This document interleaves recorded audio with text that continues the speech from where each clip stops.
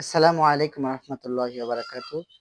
লক্ষ্মীপুর তালহা কোয়েল ফার্মের পক্ষ থেকে আপনাদেরকে জানাই আন্তরিক শুভেচ্ছা ও অভিনন্দন। সম্মানিত ভিউয়ার্স, আপনারা দেখতেছেন যে আজকে আমি আমার যে কোয়েল পাখিগুলো আছে এই কোয়েল পাখিগুলোর যে খাঁচা আছে, খাঁচার নিচে অনেক অপবিত্র হয়ে রয়েছে, অনেক ময়লা পড়ে রয়েছে। আমি সেই ময়লাগুলো ইনশাল্লাহ পরিষ্কার করব, আপনাদেরকে দেখাচ্ছি। এবং কোয়েল পাখিগুলো কেমন আছে এই ভিডিওতে আপনারা জানতে পারবেন, এবং কোয়েল পাখিদেরকে আমি কি যত্ন করতেছি এই ভিডিওতে আপনারা জানতে পারবেন। তো আপনারা দেখতে থাকুন।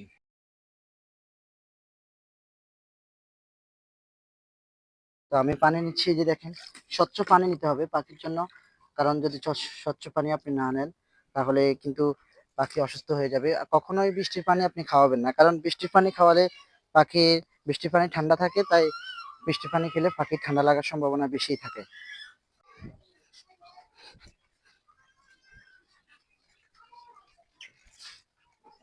আমি রেখেছি, এখন আমি পরিষ্কার করব।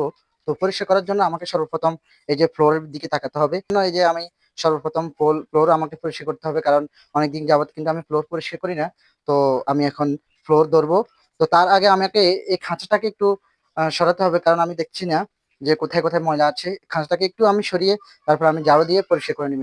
আলহামদুলিল্লাহ, আমি খাঁচাটাকে সরিয়ে নিলাম। এরপরে আমি এখন কাজ করতেছি। আপনারা দেখতেছেন যে এই যে মলগুলো আপনারা দেখতেছেন যে আমি পরিষ্কার করতেছি, এই মলগুলো যদি এখানে থেকে যায় তাহলে কিন্তু এই মলগুলো থেকে অ্যামোনিয়া গ্যাস জন্মাবে।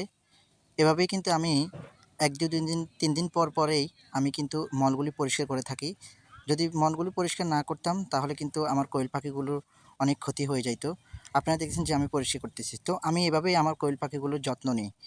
আপনাদেরকে আমি শুরুতেই বলেছি যে কীভাবে যত্ন নিই। আমি এভাবে কিন্তু কোয়েল পাখিগুলোর যত্ন নিই। আলহামদুলিল্লাহ, আমার কোয়েল পাখি সুস্থ আছে।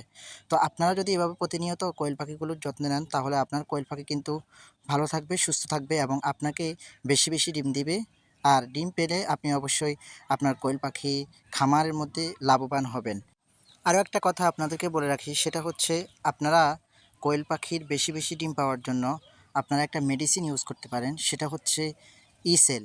যদি আপনি ইসেল ব্যবহার করেন তাহলে কিন্তু আপনার কোয়েল পাখি ভালো ডিম দিবে এবং ডিম উৎপাদন করতে ইসেল সাহায্য করে। তাহলে আপনার কোয়েল পাখিগুলো থেকে আপনি অনেক বেশি ডিম পাবেন।